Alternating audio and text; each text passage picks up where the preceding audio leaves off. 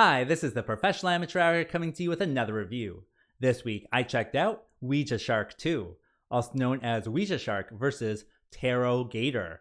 And this 2022 film was directed by John Migliore and stars him as well, along with Deborah Smith and Kylie Go, among others, of course. So you might be wondering, what is the story of this movie? And that's a good question. I guess it kind of starts off where Ouija Shark 1 ended. I didn't actually watch Ouija Shark 1 because it has like a 1.9 score on IMDb, and I was like, maybe not for me. But then this one has a 4.2, and so I was like, oh, sure, why not check it out? And so I, pressed play on this one. And with this one, I guess whoever defeated the Ouija Shark in the first movie is back in this one, but this time they're in hell. So he's working his way through hell and he's fighting these demons that appear and whatnot, all in order to try to get back at the Ouija Shark. And the Ouija Shark has like a demon overlord as well, so he has to kill this overlord in order to get back at the Ouija Shark.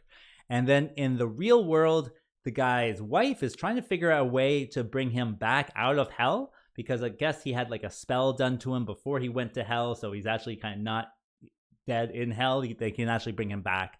And so she's, working her magic with that. And, what will happen? Will she be able to bring him out of hell, and will the Ouija Shark finally be defeated? Well, for that, you gotta watch the movie and find out.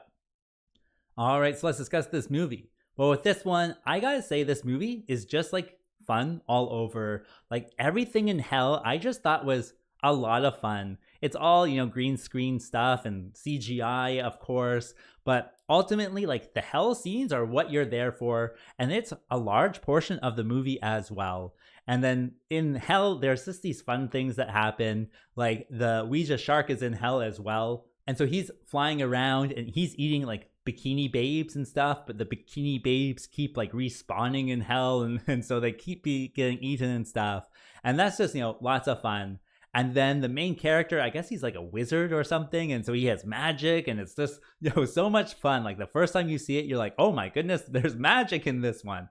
And then it just, is off to the races. So they have certainly gone like balls to the wall with everything that, is involved with the hell. And so that is, certainly a lot of fun.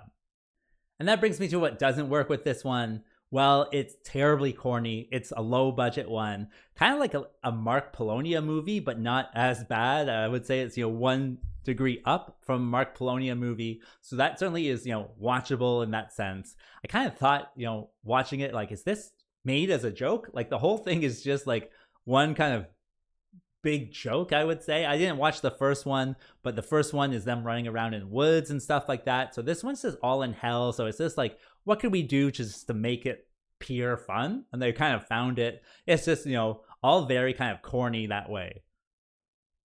Also with this one, the acting isn't particularly good. I would actually kind of say it's bad, especially from like one actress. I won't, tell you who it is, but she is very kind of stiff with her acting. And then she's also ADR'd not very well, and the ADR is very lackluster, and so it's kind of like double bad acting.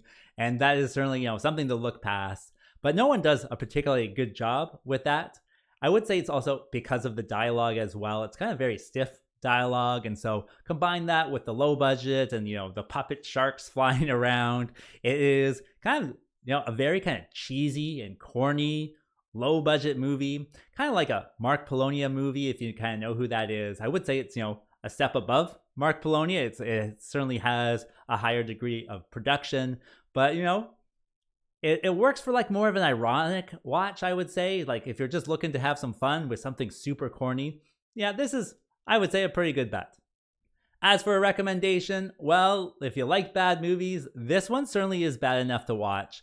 And like I said, a good ironic watching sometimes is, what you need. So this is certainly one thing that you can turn on. It's also on Tubi, so if you're looking for it, you can go over there and press play.